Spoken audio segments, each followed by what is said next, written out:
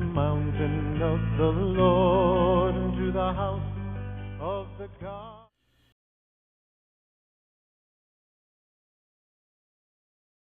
Shabbat Shalom. Shabbat Shalom. How are we doing today? All right. Shabbat Shalom to our subscribers. We're at 79 plus.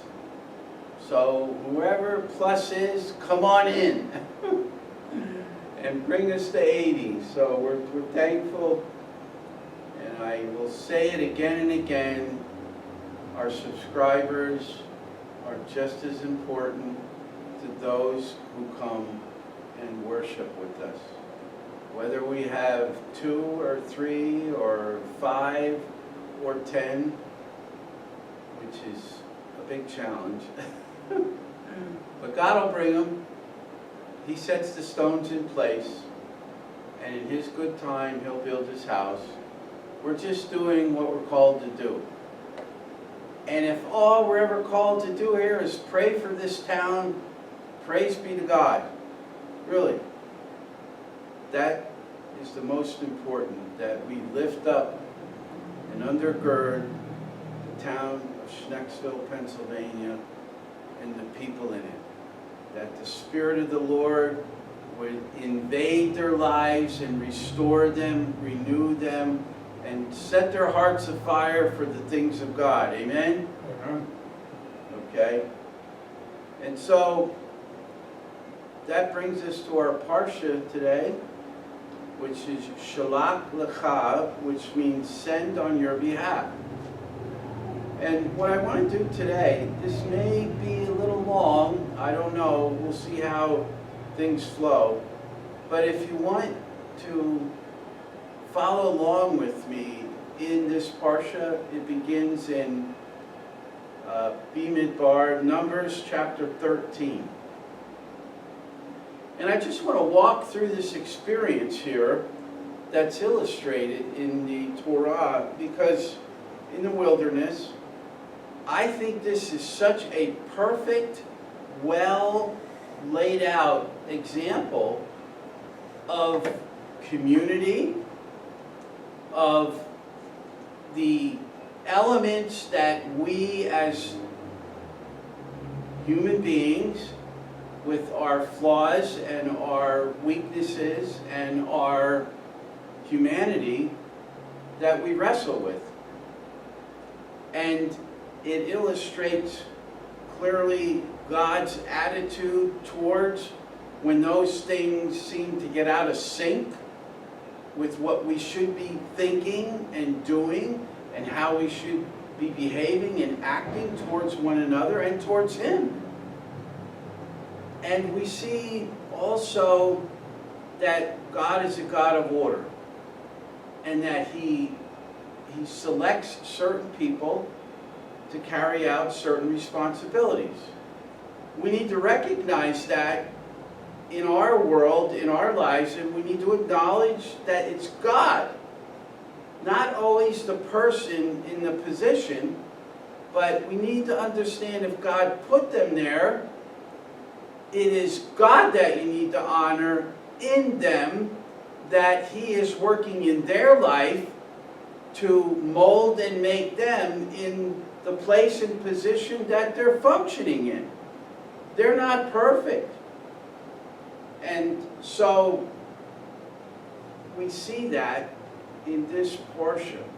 It says, Yehovah said to Moshe, send men on your behalf to reconnoiter the land of Canaan.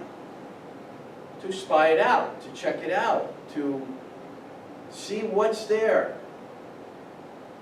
And this is really important, because Yehovah says, reconnoiter the land of Canaan, which I am giving to the people of Israel. So He is in the process of giving it to them. Now, we aren't literally, physically going through a wilderness geographically or in landscape, but the metaphor here is our own lives. The experience of the Exodus and the journey through the wilderness hasn't changed. It hasn't stopped. Because the example is that they left the confines of the world of the beast, which I call Lucifer's world, because even Yeshua acknowledged that this world is ruled by Lucifer. Okay? He acknowledged that. It's that when God calls you out from the control and the bondage and the slavery of the beast system, and he who rules that system and his minions, that God brings you out into a solemn, secluded place where he's covering you. He's protecting you. He's molding and making you. And I think it's incumbent upon us as we look at this Parsha to recognize all the elements of how God is working in every one of the people's lives that are involved. From Moshe and Aaron to the leading men among the people of Israel, basically they were the heads of the 12 tribes. Each man, one leader from each tribe as the head, okay, in charge of everything. And then we see the response of the people. We see the response of the heads of the tribes. And we see the response of Moshe and Aaron. So bear that in mind. This is not unlike our own lives and situations where there's leadership. There's, if you're involved in a shul or a synagogue, you have a rabbi, you have a board, and you have a community, and you have a sphere of influence within the Jewish community, within your city, okay? Or if you're in a Christian church, you have a pastor, you have a deacon, you have all the leadership positions that make up that group of believers in one God, the God of Abraham, Isaac, and Jacob. That's all that we share in common. And there are orders in order to things to be done a certain way. And within the context of the community, God works within the leadership and the people to move that group, that community, on a mission. God has them there for a purpose. All the different people that are in that community are there for a reason. They're called there. And we're waiting on the Lord to bring in those that are called here. So if you're out there and you're called here, come on in. No, seriously, that's really important. You need to know where you're called to, what community, because God has a purpose for you to accomplish. Okay? He is working and willing within each community to do His good pleasure, to bring about His grand plan for bringing forth the kingdom of God on the earth, into all nations, peoples, and tribes. Do you see it that way? Do you see that you're a part of a sphere of influence in a community, in a neighborhood, in a city, and God's calling you to accomplish certain things? Don't go against the grain. Get your eyes off of one another and get your eyes on Yehovah and see what it is that He's calling your community, your group of believers to accomplish, to bring forth the kingdom of God. Now, this is no different, but it's an example of illustrating to us how we should function. It says, these are the names of the men that God called to reconnoiter, and Moshe gave to Hoshea, the son of Nun, the name Yehoshua. Interestingly, he changed his name here.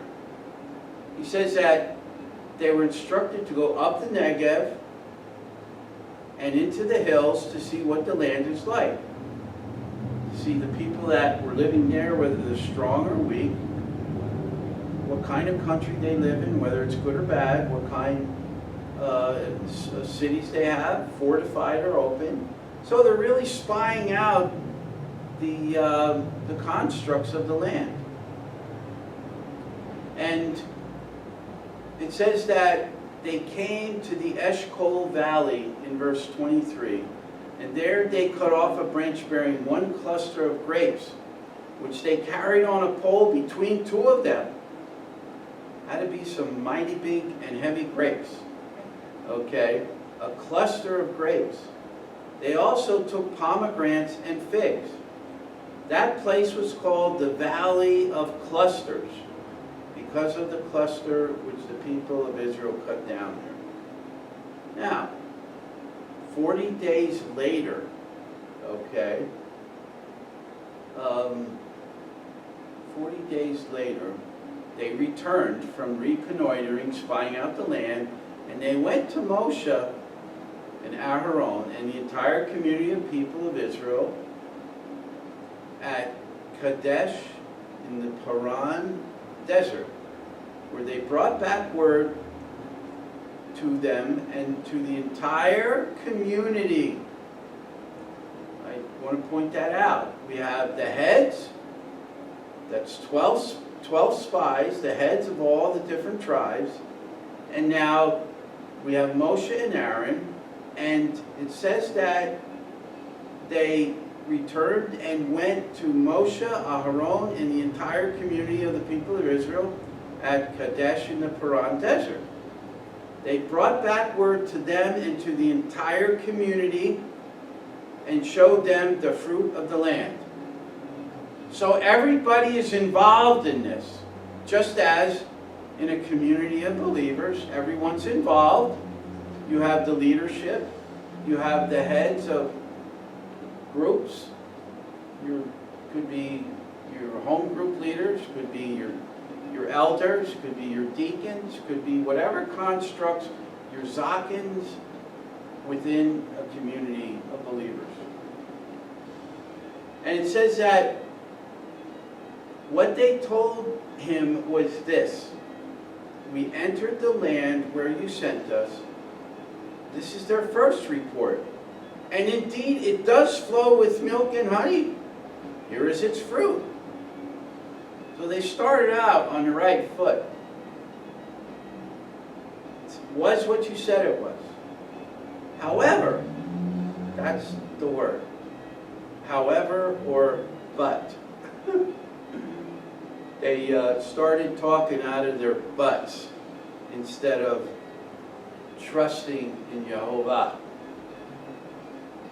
However, the people living in the land are fierce, and the cities are fortified and very large. Moreover, so we want to start recognizing they only identified one good thing, that it was indeed a land that was filled with fruit, and it indeed flowed with milk and honey. But when they saw Anakim there, where Amalek lives in the area of the Negev, the Hittite, the Yebusi, and the Amori live in the hills, and the Canaani live by the sea and along the Jordan, Amalek, both as an individual and as a nomadic tribe, was there. Now, where else have we seen Amalek? Because that had to kind of jog their memories. Amalek, and they encountered Amalek, the Amalekites, right after they crossed the Sea of Suf and were delivered out of the hands of the Egyptians. And the Amalekites attacked them. Now, they overcame them, but do you think that kind of that memory didn't come back a little bit? Stir up a little bit of fear and insecurity? Okay? Because this is only 2.5, maybe years after they crossed the Sea of Suf, that they're coming to the place where they're spying out the land that God's going to give them. And so we see that the report didn't look good. And I want to elaborate on that a little bit. Okay? This was their report. Caleb silenced the people around Moshe and said, now bear in mind, the report that they gave, and evidently there were some of the other tribes besides Joshua's and Caleb's tribes who were heads of, but they characterized the fact that there was giants there. Anakim was a giant, and it brought back the memory of the Amalekites just 2 and a few months prior that they encountered after they crossed the Sea of Suf. So we have a lot of emotions going around here. People are uncomfortable. 10 of the 12 were uncomfortable. Maybe a little hesitant. Oh yeah, it looks great, but now bear in mind, they have children. They have families. I don't think they wanted to rush into conflict. And so Caleb steps up and says, he silenced the people around Moshe and said, we ought to go up immediately and take possession of it. There is no question that we can conquer it. Now, why do you think Caleb felt there's no question that we can conquer the giants and the Amalekites, the descendants of Amalek? Why didn't he hesitate?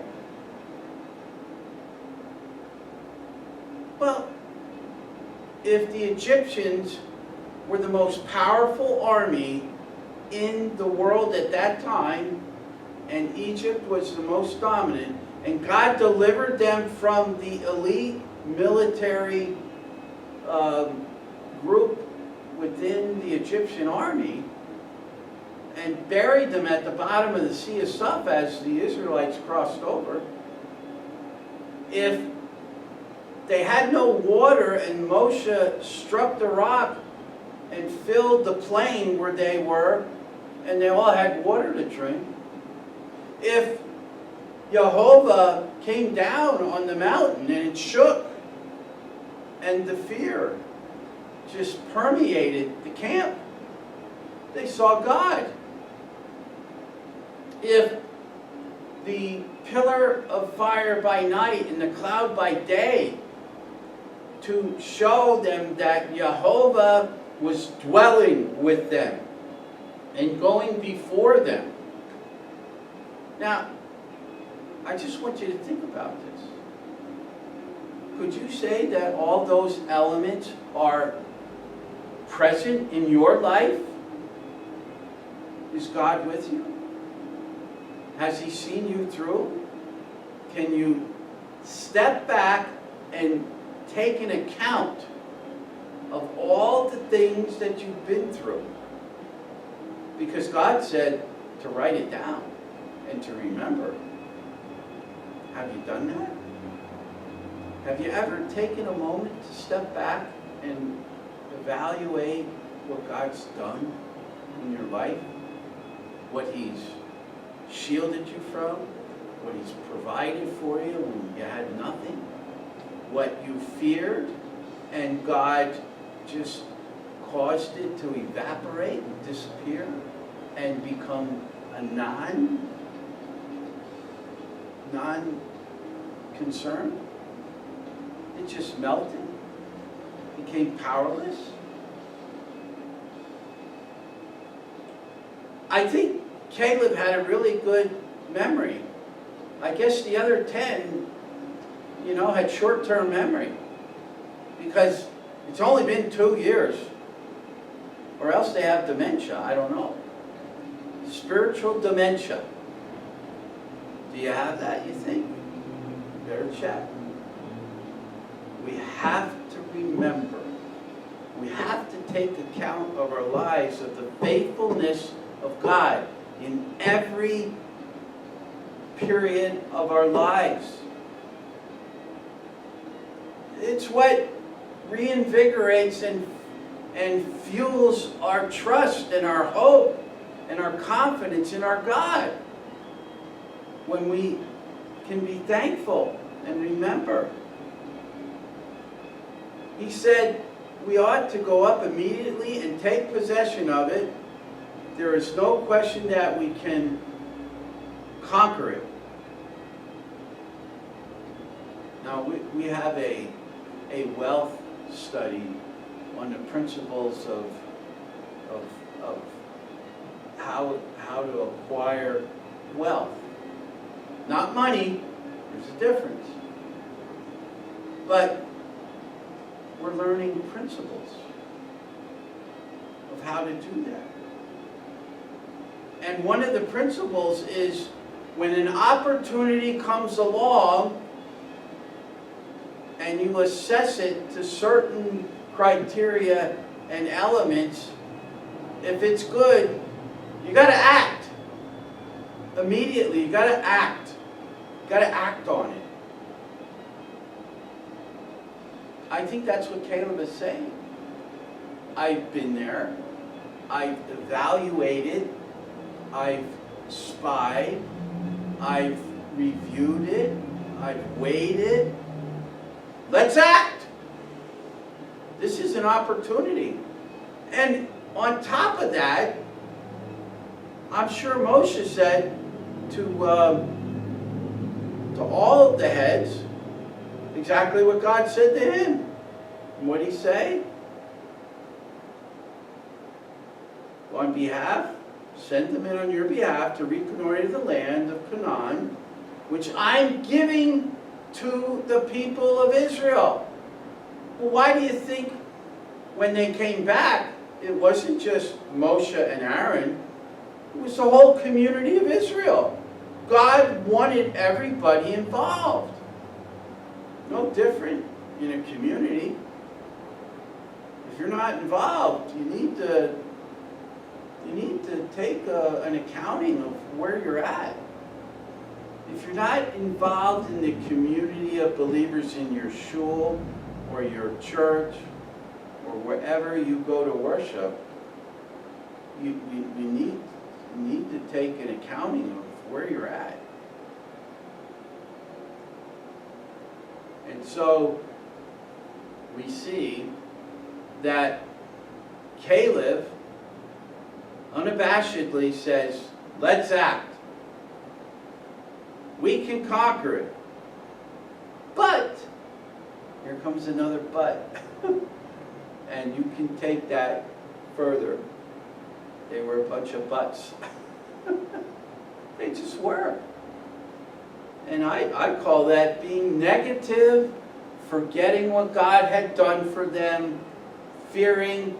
They're thinking about their own lives, they're thinking about their families, and rightfully so, but they certainly had to be thinking about their families as they were crossing the Sea of Suf. What do you think would have happened if the Egyptian army was coming and the sea wasn't parted yet, and God said, go. Moshe parted the waters. Do you think there might have been a few people hesitating? What are we walking on? No, wait a minute, what if the waters come in on us? Oh my goodness. So they had to choose between the fear of the Egyptians slaughtering them and the fear of sinking in the sand that they had to walk across, or the water coming in upon them. What did they choose? They followed Moshe. They trusted. They believed. what happened. They weren't pressed. Their backs weren't to the wall. They had to choose. They had to make a judgment call. They had to step out on faith without the elements of threat and harm to them and their families. You know, that is another angle from which to come, where God is molding and making and shaping us to grow into the qualities of trusting Him and fearing not, to step out in faith. But the men who had gone with him said, "We can't attack those people because they're stronger than we are." Well, did any of you wrestle with them? Did any of you have a confrontation with them? How do you know they're stronger than you? You know? Just because they're giants, for all we know, they have no strength, they don't eat right, their bodies are depleted of energy, and you could just kick them in the knee and they'd fall over. You know? How did you know that they're stronger than you? And they spread a negative report about the land they had reconnoitered for the people of Israel by saying, now just think, if the leadership in a community is afraid of things, if the leadership in a community is not walking with God, is not focused on trusting God, stepping out in faith and believing, they're going to affect the rest of the community. That doesn't mean that you're Mr. Positive about everything. That doesn't mean you ignore critical thinking. It doesn't mean you don't ignore discerning and evaluating. That's what they were sent out to do. It says that the land we pass through in order to spy it out, is a land that devours its inhabitants. I don't know, did they see anybody devouring anybody? It doesn't say. They didn't say, oh, we saw the Anakim eating the people in the village. We saw it. Now the Anakins were giants. They were, I think, Nephilim. It even says here, the land we pass through in order to spy it out is a land that devours its inhabitants. That really directly relates to the Nephilim, which did eat people back then, according to ancient history. We saw there were giants. We saw the Nephilim, the descendants of Anak, who was from the Nephilim. To ourselves, we look like grasshoppers by comparison, and we look that way to them. Wow. Wow. You see, Caleb remembered. Now, what's more harrowing of an experience? Having the Egyptian elite forces breathing down your back, and you're on the beach of a sea, and it's just water ahead of you. What's more harrowing? I would think that is. If you're God, who just by the words of Moshe parted the sea, and you crossed it, and now further on, God literally appears to you in a cloud, in a fire, over the Mishkan. I mean, He's present with you. I mean, you're further along now than you were back here at the Sea of Suf. So where are you in your life? You're hopefully further along in your relationship with the Lord, now than you were 20 years ago or 2 years ago as becoming a new believer. You should be stronger, filled with more faith and trust. Something to think about. But the enemy gets in, and what does he do? Creates imaginations in our head, in our emotions. And what happens? We give in to it. We fear. We think all kinds of crazy things, and before you know it, we're cowards. And we're ready to turn and run. And we forgot about God and what He's doing, and we think about ourselves, basically. You know, it's, what is it? Fight or flight? I don't know. I don't remember all that, but it's kind of along those lines. And so now we see this affects the whole community of Israel. We have Caleb. We haven't heard from Joshua yet. Okay, he'll come into the picture here soon. But now it says in chapter 14, at this all the people of Israel cried out in dismay and wept all night long. So what did the leadership, the heads of each of the tribes do? They spread fear and dismay and a negative report, and what did it do? It affected the community. So that they turned into cowards and entertained all kinds of imaginations of it could go this way, this could happen, that could happen. Oh my goodness, my children, and oh, they're going to eat my children. And, you know, I mean, let's face it. The historical account that's available to us says that the Nephilim literally would eat people. Okay? So, you know, but our God is greater. You saw that. You experienced that when you were delivered out of Egypt as a believer, when you were delivered out of bondage, when the chains were broken. You were delivered out. Has God changed? Or have you gotten comfortable? Have you gotten comfortable? Because let me tell you something. God's never going to stop challenging you and testing you to see where your heart's at.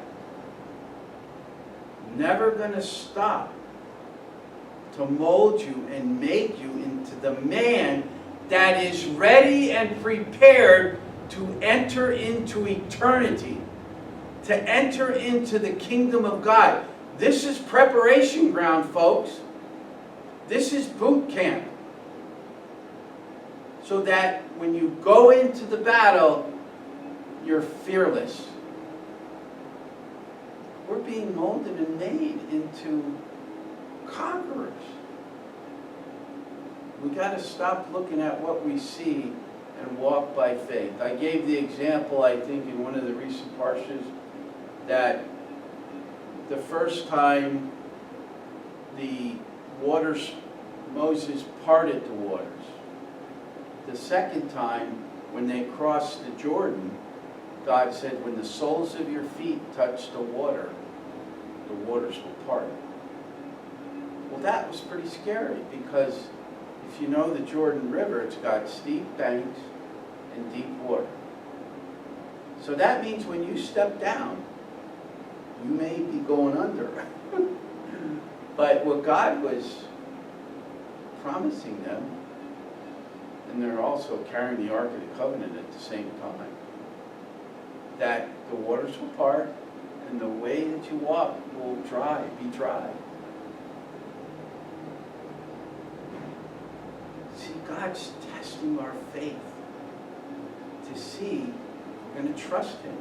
Because without faith, Without trusting, you can't please God.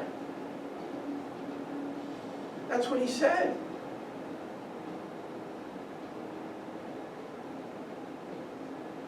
So, the people of Israel cried out in dismay and wept all night long.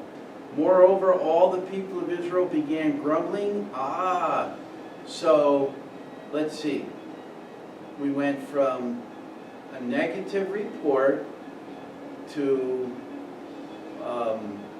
we started with a good report, then it went negative, and then that negativity passed on to the community, and then their imaginations ran wild with them, and the whole community fell into dismay and wept all night long. Do you see? And then, after they went through all that emotionalism, because they took their eyes off of God, isn't that interesting? The reason that they're in the state they're in is because they took their eyes off of Yehovah. Because they forgot what he did for them. They forgot the times when he was there and delivered them out of Egypt. The Sea of Suf, the water in the wilderness, the Mount Sinai where he came down in a cloud and the mountain shook. And they said, Moses, you go, whatever he tells you to do, we'll do it. We'll obey. You see what's happening here? You see, I don't know. Is there something? They lost their innocence. Remember? The faith of a child, the innocence of a child. They don't. When they're with you, they don't fear anything. When we're with Yehovah, that means we're clinging to him. We're interacting with him. There's no fear. So where are you at? What have you allowed to creep in that the evil one has been developing in your thoughts, in your imagination? Because it's exalting itself above the knowledge of who God is, of who God has been in your life and journey of being delivered out of bondage and slavery and everything. And we see them then come to the conclusion, we wish we had died in the land of Egypt, or that we had died here in the desert. Why is Adonai bringing us to this land where we will die by the sword? Our wives, our little ones will be taken as booty. Wouldn't it be better for us to return to bondage and slavery and everything? Oh, I want to be a slave again. Really? I don't know. Something, I don't know. You lost a few marbles in 2 years, I think. You went into a state of dementia. You developed short-term memory. Snap out of it. Trust in your God. Review what he's done for you and believe again. Be renewed, be refreshed, be restored. And start a journal for yourself and write down the things that he's done for you. I keep a journal. I was just looking through it the other day. And I was just like, I'm going through things. How do you like that? I sleep in one town, I shower in another, and my clothing is in another. My godmother passed away. They're selling the house. I don't have anywhere to live. But friends have stepped up and at least given me a place to lay my head at night, a place to shower, and a place to put my clothes and my belongings. What did Paul say? In whatever situation I find myself in, I have learned to be there with content. Whether I abase, meaning down and out, or whether I abound. I've had plenty, and I'm at a place where I have nothing. You know what? It's just temporary. This is not my home. I'm being prepared for eternity. I'm being prepared to enter the kingdom of God where I trust in my Father.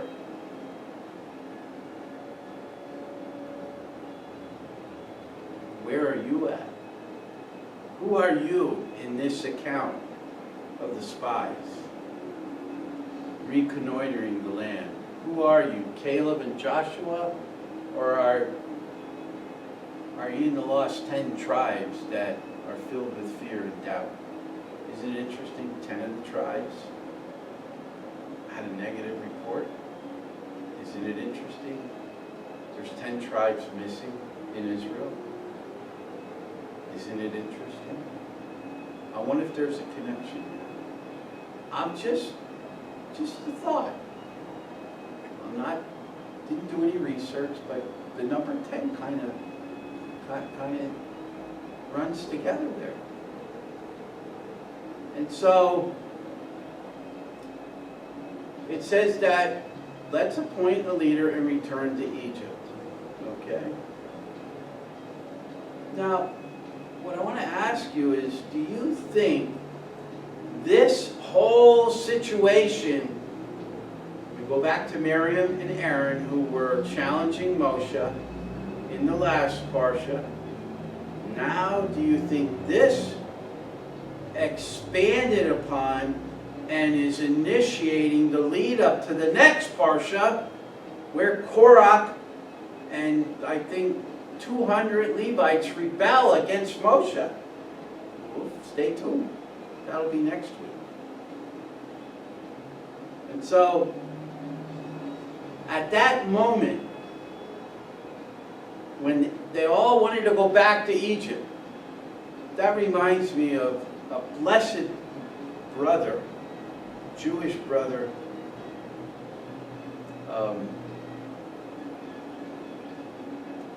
he was in the 70s, Keith Green. Has a great song. If you ever can look up Keith Green's music on, I guess, iPads or whatever they are, iTunes.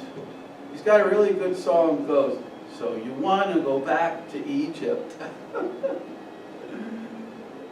Really interesting. Check it out. And they have the background, sounds of animals and everything from when they were leaving Egypt, because they were taking all their animals with them. Oh, really good. So Moshe, after seeing all this, and Aaron fell on their faces before the entire assembled community of the people of Israel. Yehoshua, the son of Nun, and Caleb, the son of Yefunah, from the detachment that had reconnoitered the land, this is verse 6, chapter 14, tore their clothes and said to the whole community of Israel, "The land we passed through, in order to spy it out, is an outstandingly good land. If Yehovah is pleased with us, then he will bring us into this land and give it to us, a land flowing with milk and honey. Just don't rebel against Yehovah, and don't be afraid of the people living in the land. We'll eat them up. They won't eat you up." Meaning, I'm sure, we'll just overtake them. and eliminate them. Their defense has been taken away from them, and Yehovah is with us. Don't be afraid of them. And so, I find it very interesting.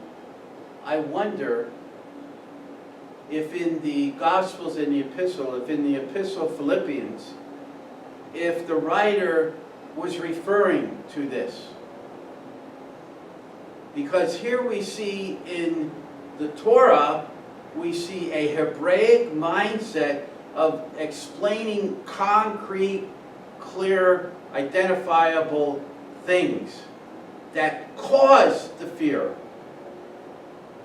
Now we go to Philippians 4, chapter 4, verse 6 to 9, and what does Philip say?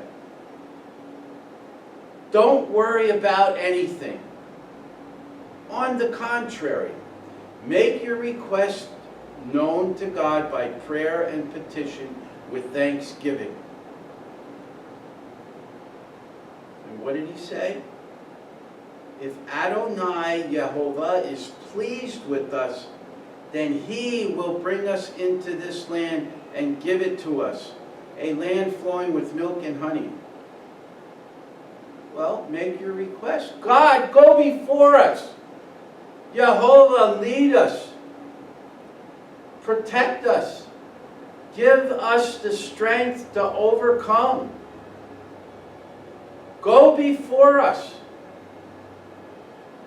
Isn't that the manner in which Israel always entered into battle? The high priest would go before the Lord, and his breastplate would light up.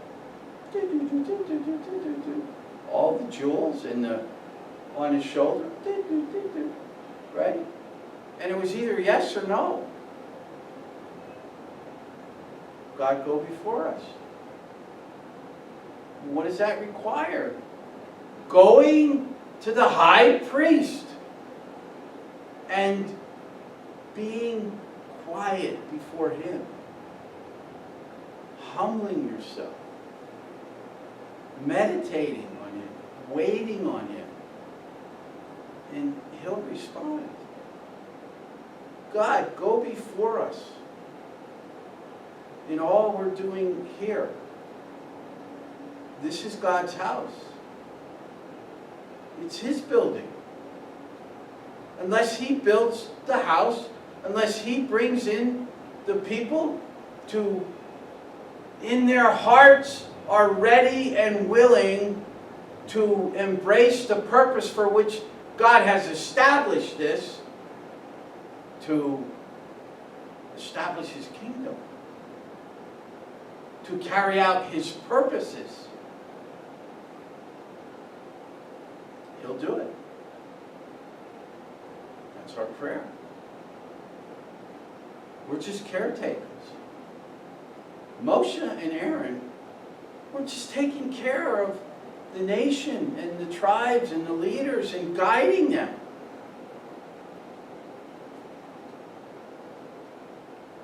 You see, the journey is about God building your character, God molding and making you into a conqueror, molding and making you into kings and priests, conquerors. It's a process. A boxer doesn't become a world champion overnight. He's got to get knocked down a couple times. He's got to be battle hardened. That's just the way it works. No pain, no gain.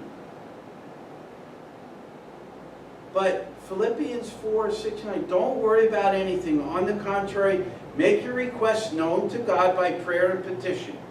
That means pray. That means be thankful for all the things he's done in your life. Then God's shalom, passing all understanding, will keep your hearts and minds safe in union with Messiah Yeshua.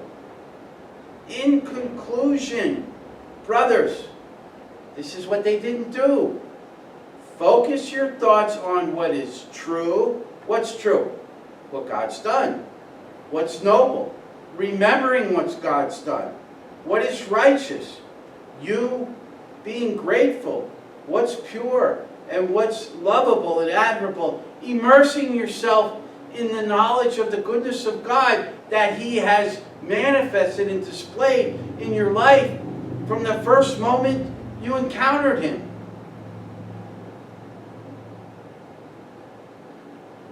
And received. Keep doing what you have learned. See, if you've learned through remembering those experiences and recounting them, you'll never forget them. And you will continue to become stronger in the Lord. Because when a situation comes at you, what you remember and what you've learned will rise up in you. The Spirit will trigger it. It says, keep doing what you have learned and received from me, Paul says, or I don't know who wrote Philippians, I think Philip, or the Philippians was the people that he was speaking to, so it's Paul. Okay, sorry, just kind of got that a little. Okay, it says, keep doing what you have learned and received from me, what you have heard and seen me doing. Paul is the example. What he's been through, the shipwrecks, imprisonment, okay, being bit by a snake, you know, I'm sure there's more. Then the Elohim, the God who gives shalom, will be with you. You will have the shalom, the peace. That's my prayer for everyone. Those here and those listening and those subscribers listening. And so, again, I want to point out in the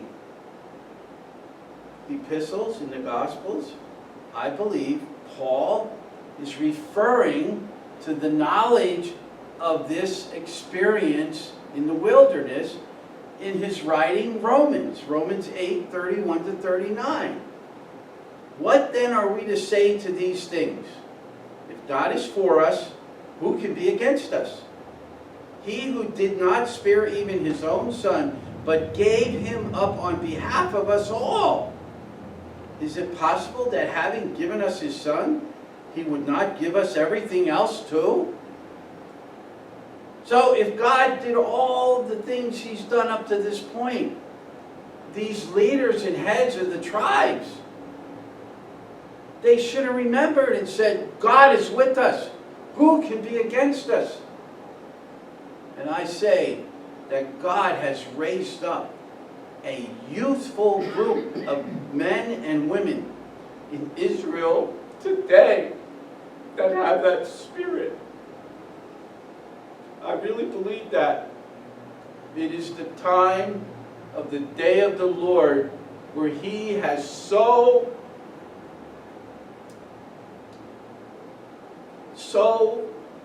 hovered over the children of Israel.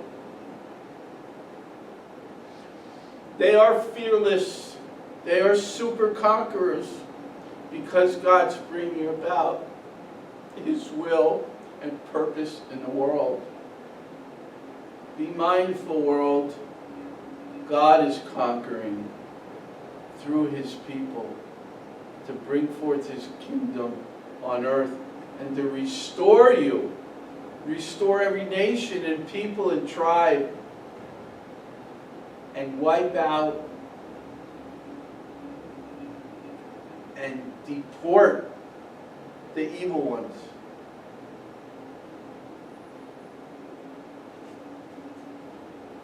So, who will bring a charge against God's chosen people? Certainly not God. He is the one who causes them to be considered righteous. Who punishes them? Certainly not the Messiah, Yeshua.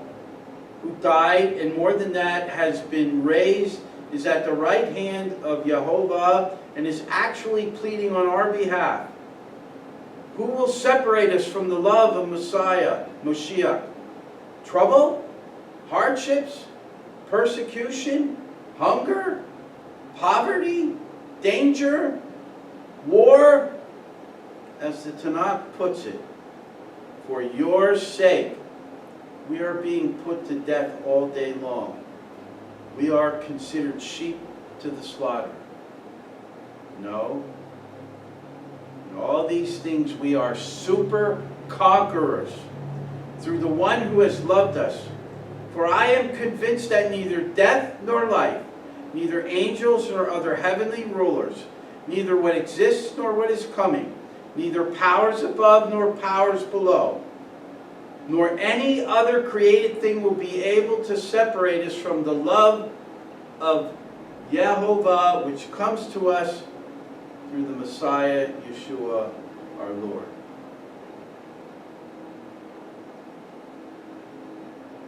And so, getting back, I want you to see the connection between what people kind of say, oh, the Old Testament or the Tanakh, or, that's, I like the New. Well, what do you think? What do you think the New's talking about? Those things were said, predicated upon their knowledge of what happened in the wilderness and what happened throughout the history of the Jewish people. We're still here, and we ain't going anywhere. Let that be understood or known. So, but interestingly, just as the whole community were saying they should be stoned to death, meaning Moshe and Aaron, get that. Get that.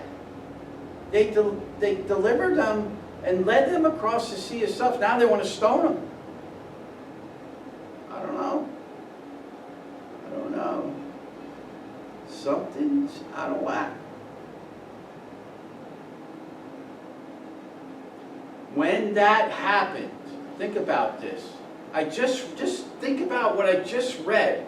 Just think about the faith of Moshe and Aharon. Nothing can separate them from the love of God. Neither death, life, angels, heavenly rulers, what exists, what is coming, powers above, powers below, things created. Nothing can separate us from the love of God which comes to us through Messiah, Yeshua.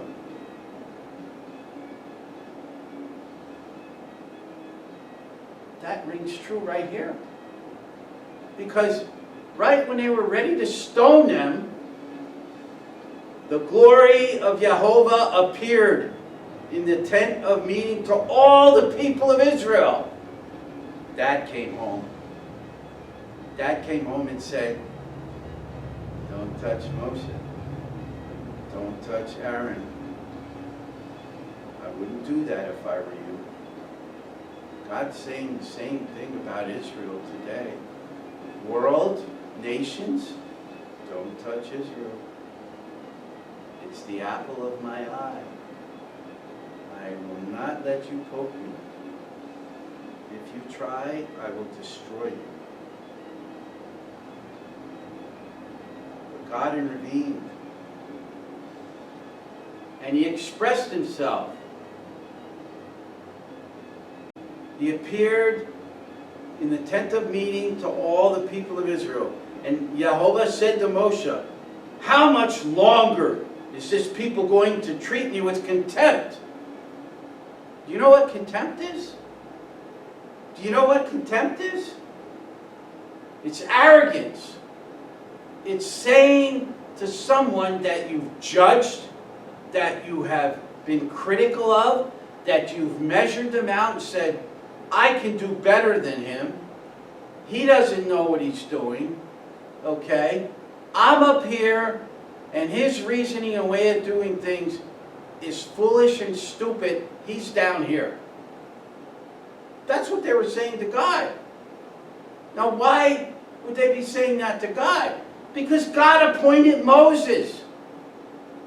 They were questioning the credibility of God's decision and choice of who would lead them.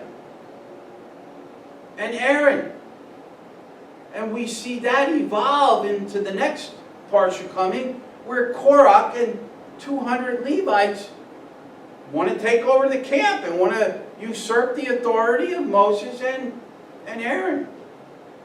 Be careful. They got swallowed up. They went down to Sheol. God doesn't pick perfect candidates. Trump is not perfect. He's actually has flaws. He's not the most best, doesn't use the best choice of words sometimes. But you know what? I believe he's got a heart for God and what God's doing in Israel. And we'll see how that all plays out. But it's the same thing as we enter into the fall and the elections. America, you better think. Think clearly. If a man is not afraid to do the right thing at the cost of his popularity in order to save a nation, you'd be a fool not to vote for him and keep him in office and to keep his party there in order to continue to finish the job that needs to be done to restore this nation and this Constitution. No different. Our foundation and principles as America and the Constitution was based off of the Torah. If you didn't know that, do the research. And that's what we need. And that's what these people need. They're forgetting what God did for them. Forgetting the mitzvot and instruction Moshe's been giving them for the past 2 years. And Yehovah says, how much longer is this people going to treat me with contempt? How much longer will they not trust me? Especially considering all the signs I have performed among them. I'm going to strike them with sickness, destroy them, and make from you a nation greater and stronger than they are. Yeah.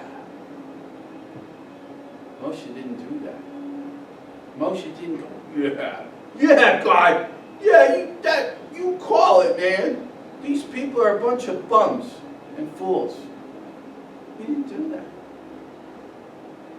He wasn't concerned with himself because Yehovah was first in his heart. It was about God. Like I said last week, a Hebraic mindset is all about a people who are God-centered. Everything revolves in their lives around God and who He is and what He expects from us and what His will is and what His purposes are and what His plan is. Not us. So you can see that Moses was clearly humble and a servant of the Lord. Take that example and run with it in our day. And let that be a reference point on judging our leaders. That they're doing what is true, good, just, and right.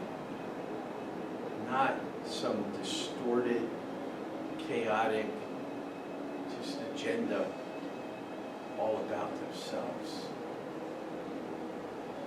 Just remember, Trump doesn't need to be president.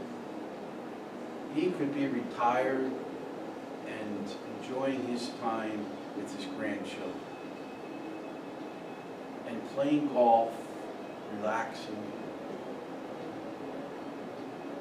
is in the throes of trying to save, restore, and renew this country. Because if someone doesn't take up the cause, this world will fall into darkness, disarray, and tyranny. Think twice how you vote this November. The same elements in this country that are going on, we're going on here. There's nothing new under the sun, is there? You see, Moshe replies to Yehovah and says, when the Egyptians hear about this, they will, because it was from among them that you, by your strength, Yehovah, brought this people up. They will tell the people living in this land, they have heard that you, Yehovah, are with this people, that you, Yehovah, are seen face to face, that your cloud stands over them, that you go ahead of them in a column of cloud by day and a column of fire by night. If you kill this people off at a single stroke, then the nations that have heard of your reputation will say, that's the reason Yehovah slaughtered his people in the desert, is that he wasn't able to bring them into the land which he swore to give them. So now please, let Yehovah's power be as great as when you said, this is really beautiful. God revealed himself to Moshe on the mountain. Adonai, Yehovah, is slow to anger, rich in grace, forgiving offenses and crimes, yet not exonerating the guilty, but causing the negative effects of the parents' offenses to be experienced by their children, and even by the third and fourth generations. Please, please, forgive the offense of this people according to the greatness of your grace, just as you have borne with this people from Egypt until now.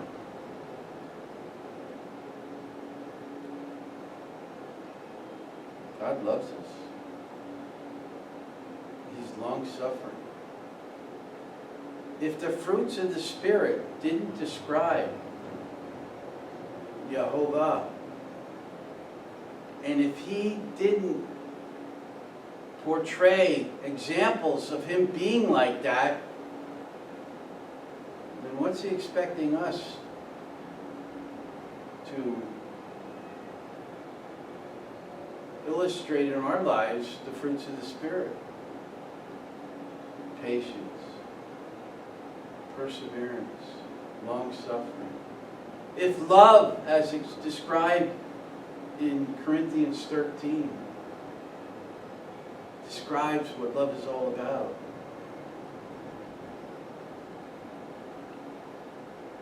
why would he ask us to do it?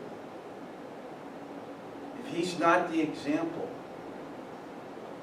then what's the purpose? We see right here, he is the example. Because he answers Moshe and says, I have forgiven as you have asked. You see, Moshe is being challenged to stand in the gap. God was testing Moshe's heart as well. This could have been a watershed moment for him to really be in charge. He wasn't interested in that. To really bring justice. He wasn't interested in that. Mercy. Mercy.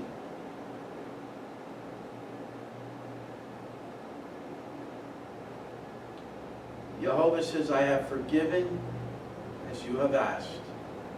But as sure as I live, he's not only a merciful and forgiving God, he is a just God. But as sure as I live, and that the whole earth is filled with the glory of Yehovah. None of the people who saw my glory and the signs I did in Egypt and in the desert yet tested me these 10 times. Enduring, patient, long-suffering. 10 times! And did not listen to my voice. My voice that said, I'm giving you this land. Remember everything since you were delivered out of Egypt that I have done for you. Think of it, believer. Every step of your life. It could be 2 years ago. It could be 10 years ago. It could be 30 years ago. But I urge you, in whatever condition or state of life you're in, take an accounting. And remember what God's done for you. It doesn't matter where you are right now. He's going to see you through. That's who He is. Trust Him.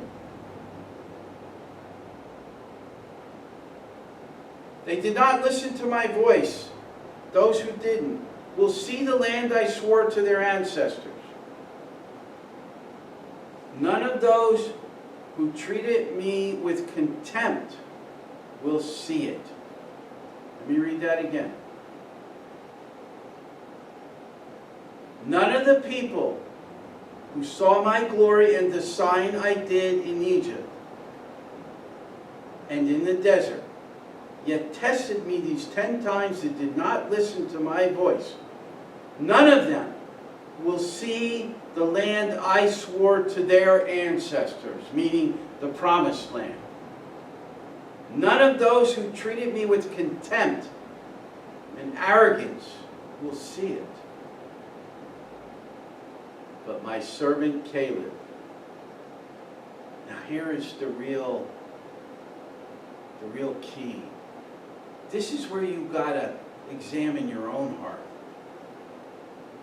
In all that you're caught up in life, whether it's your family, your marriage, your church or your synagogue, relationships, wherever that is, whatever's going on, it says that, but my servant Caleb, who by the way was not Jewish, he was not an Israeli, he was a Gentile, and his lineage can be shown as that.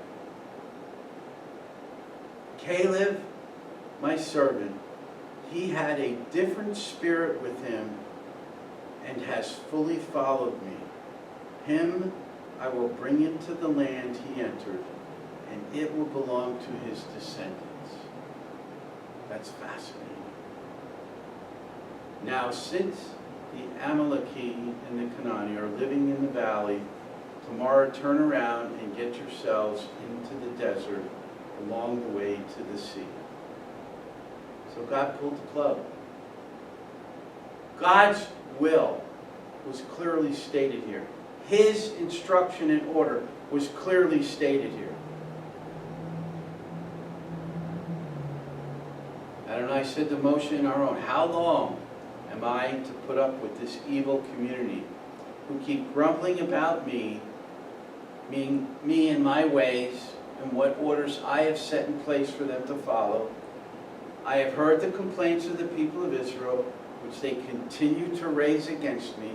Tell them this, as surely as I live, Yehovah swears, as surely as you have spoken in my ears, I will do this to you. Your carcasses will fall in the desert. Every single one of you who were included in the census over the age of 20, you who have complained against me, will certainly not enter the land about which I raised my hand to swear that I would have you live in it, except for Caleb, the son of Yefunah, and Yehoshua, the son of Nun. But your little ones,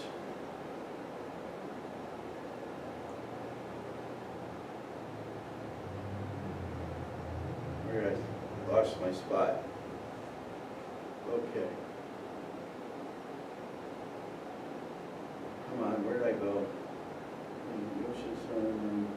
But your little ones, who you said would be taken as booty, them I will bring in. In other words, your children are going to enter this land, not you. They will know the land you have rejected. But you, your carcasses will fall in the desert, and your children will wander about in the desert for 40 more years, bearing the consequences of your prostitutions until the desert eats up your carcasses. It will be a year for every day you spent reconnoitering the land. And you will bear the consequences of your offenses. 40 days, 40 years. Then you will know what it means to oppose me. I, Yehovah, have spoken. I will certainly do this to this whole evil community who have assembled together against me. They will be destroyed in this desert and die there. Now,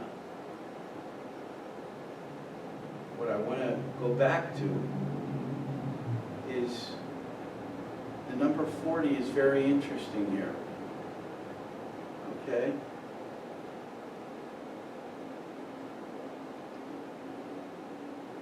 So, I want you to listen up, because this 40-year issuance, I think, is very important. You see, their fear of encountering the Anakim and Amalek. You need to know who Amalek was. He was the son of Eliphaz, the grandson of Esau. Isn't that interesting? So the rivalry between Jacob and Esau continues on. Although Jacob and Esau made peace, the sins of the fathers and the mothers are passed down to the third and fourth generations. And we're seeing it right here. There was a hatred, a vileness to destroy the descendants of Jacob, illustrated by the Amalekites, who were the offspring of Esau. If you really want to know what's going on in the Middle East, it's a sibling rivalry. And the one hatred for the other has been passed down. And it'll only be until the Mashiach comes that he will settle. It's the Hatfields and the McCoys. He will settle this vile hatred for one another and restore it. So, in Genesis 14:7 mentions the country of the Amalekites during the time of Abraham. In the wilderness years, in Exodus 17:8-16, we see that the Amalekites launch an unprovoked, brutal attack on the weary, straggling Israelites at Rephidim shortly after the Exodus. We see in Numbers 13:29 where the Amalekites are here in the Negev region. And in Numbers 14. In Numbers 24:20, the prophet Balaam utters an oracle over Amalek, calling them the first of the nations, but prophesying for their ultimate destruction. And in Deuteronomy 25:17, there's a recounting of Amalek's cowardly attack on the elderly, women, and children at the rear of the Israelite camp, giving the divine command to eventually blot out the memory of Amalek. During the time of the judges, Amalek allies allies with Moab and Ammon to oppress Israel. In Judges 6, the Amalekites joined the Midianites in raiding Israelite crops and livestock during the time of Gideon. And it was during the time of Saul and David, when he commanded Saul to carry out the divine judgment to completely destroy the Amalekites, Saul fails to completely obey, sparing the Amalekite king Agag, which cost Saul his kingdom, and personally executes Agag. 1 Samuel 27 and 30, while hiding in Philistine territory, David raids the Amalekites. In retaliation, the Amalekites burned David's camp at Ziklag and kidnap his wives. David pursues them,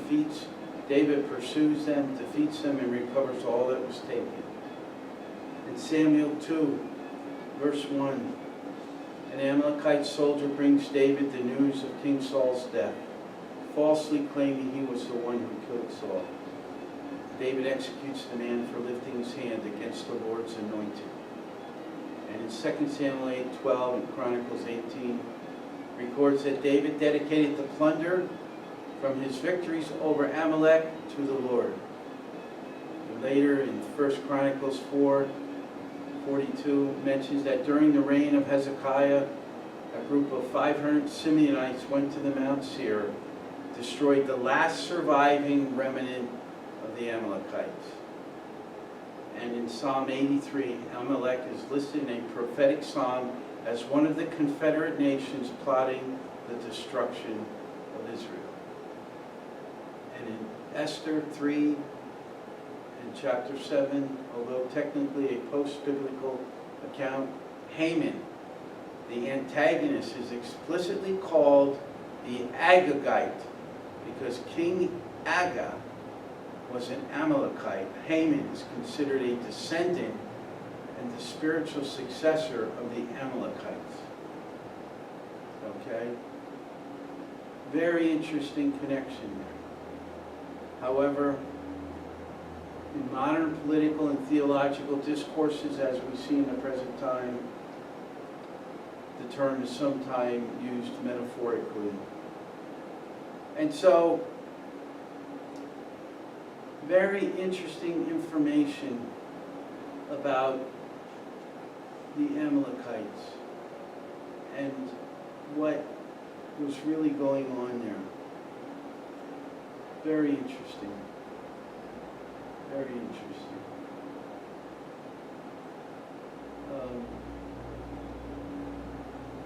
Let's see. The next thing I want to point out is that chapter 15, Adonai said to Moshe, "Tell the people of Israel, when you have come into the land where you are going to live, which I am giving to you, and want to make an offering by fire to Adonai, a burnt offering or sacrifice to fulfill a special vow," he explains what should be given. I'm not going to go into this. But what I want to connect here is, once again, the group that was in the wilderness was Jew and Gentile, a mixed multitude. And let this be understood to both Christians and Jews, that it said that every citizen is to do these things in this way when presenting an offering made by fire as a fragrant aroma for Adonai. If a foreigner stays with you, or whoever may be with you through all your generations, and he wants to bring an offering made by fire as a fragrant aroma for Adonai, he is to do the same as you. And that leads us to, for this community, there will be the same law for you as for the foreigner living with you. This is a permanent regulation through all your generations. The foreigner is to be treated the same way before Yehovah as yourselves. The same Torah and standard of judgment will apply to both you and foreigner living with you. So, looking for where I put that. Okay, I forgot. I'm bummed. I didn't copy and paste the meanings of the 40 year. Maybe next week, I'm going to quick go over the implications of the 40 years and what that points to in Gematria and what that means and how you see it played out in what God is doing. And lastly, we have, I'm going to close with this, we have a mitzvah that most Jews follow, which is our tzit. Okay, speak to the people of Israel, instructing them to make through all their generations a tzitziot on the corners of their garments, and to put with the tzitzit on each corner a blue thread. That element that created the blue thread has not been found yet. I've heard it wasn't. I only see other brethren with white, fully white. I have not seen some with the blue. If it's blue, it's another dye. It's supposed to be of a certain, I think, mollusk or animal that emits a blue type of fluid. But that's neither here nor there. The point is, wear them. He says, it is to be a tzitzit for you to look at,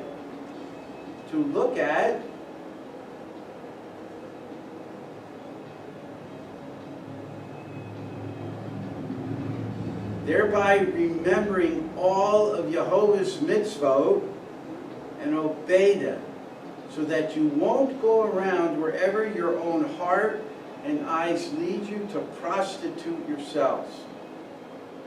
But it will help you remember and obey all my mitzvot and be holy for your God. I am Yehovah your God, who brought you out of the land of Egypt in order to be your God. I am Adonai your God. You see, in this account, there's a whole lot of people that it didn't appear that Yehovah was their God. He was a God. Just like when they were in Egypt, there were many gods. And as we were speaking earlier, there's many people that believe in a God, which we call God, but they haven't had a personal encounter with him yet.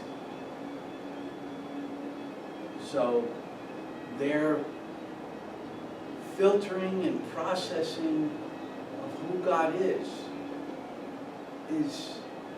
at arm's length away from experience the real God who we serve. It's up here. It hasn't filtered down to here. There needs to be an event in your life. Just like Jacob had at Bethel, at the ladder, seeing the angels go up and down, and at the moment where he wrestled with God. If your interaction with God is not constant, if it's not something that is always at the forefront of your thoughts, in your thoughts, in every situation you find yourself in your quiet time, in your activities about going about your day, if God is not a part of every moment of your life 24/7, we certainly have the capacity to do both. To think of him, to process in the midst of our engagement in our daily lives, to integrate him into and to judge and measure and filter, that we're walking out what He's put in our hearts and what we've experienced in our relationship with Him. So, I want to encourage you to be positive, to remember what God's done in your life from the first time you encountered the reality of Him. The first time that He broke the chains, that He released the bonds, that He bound up your broken heart, that He delivered you out of slavery. Remember from that point on, and however long you've been in relationship with Him, what He's done. Be thankful. That could be the beginning of a whole new revival in your heart. A reviving, a refreshing, and a renewal. Remember what God has done for you. Take an account. And I guarantee you when you do, your heart will soften, your eyes will open, and the sun will shine. And it'll be a new beginning for you. Believe it or not, the number 40, as I recall what I read, has some things to do with a new beginning. Because when the 40 years was up, what happened? Israel crossed over the Jordan and entered into the promised land, which was a new beginning. May the God of Shalom, which passes all understanding, guard your hearts and your minds in Messiah Yeshua. Yehovah bless you and keep you. Yehovah make His face shine upon you and be gracious to you. Yehovah lift up His countenance upon you and give you His shalom. Shabbat shalom. Thank you for listening and bearing with me. There was a lot to cover. I only missed one thing, and that is expounding on the meaning of the number 40. I will do that next Shabbat. But if you've been blessed by this message, I ask that as the Spirit of the Lord moves your heart, we ask for your help to support what we're doing here. We struggle. We're small in number. But God's been faithful. We placed the QR code in the beginning of our videos and make it easier for you.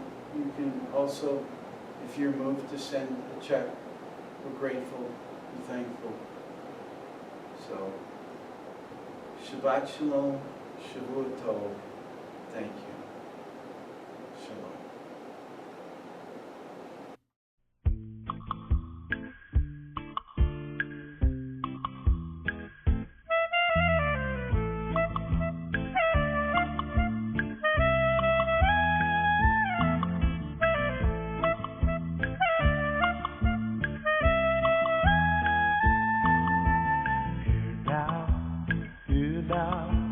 Jacob, my servant, hear now, O Israel, it was I who